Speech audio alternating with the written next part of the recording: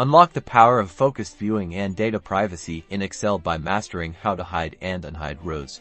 Let's start with the simplest method, hiding specific rows manually. First, select the row or rows you want to hide by clicking on the row number on the left side of the sheet.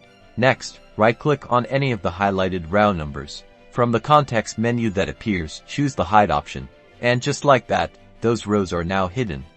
The row numbers will skip over the hidden ones, so you'll know there's something concealed. You'll notice a subtle double line between the visible row numbers, indicating that rows are hidden in between.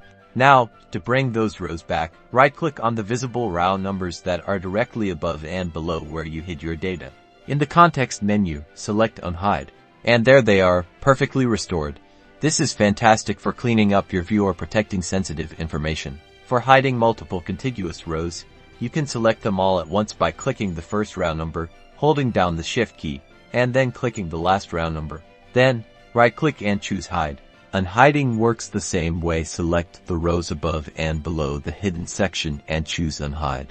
Another efficient way to hide rows is through the Home tab on the Excel ribbon. Select your desired rows. Go to the Home tab, then in the Cells group, click on Format. Hover over Hide and Unhide and then select Hide Rows. The rows vanish. To unhide, select the surrounding rows. Go back to Home, Format, and this time choose Unhide Rows. And there you have it, your data is back. Hiding and unhiding rows is a fundamental skill for any Excel user looking to organize, analyze, and present data effectively.